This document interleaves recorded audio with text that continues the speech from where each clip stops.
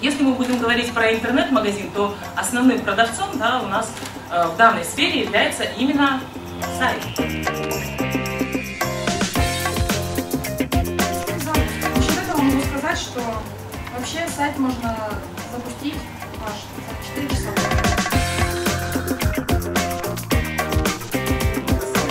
Когда мы присутствуем в той сфере, где наши клиенты, то мы их как-то касаемся. Касаемся мы с помощью методов. Есть куча разных методов.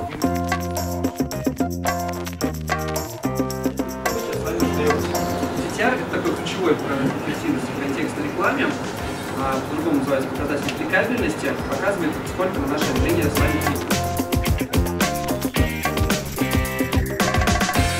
Стандартная статистика, которая занимается по письмам, это статистика по открытию по переходу. В принципе, как бы, да, такая, ну, простая, что есть.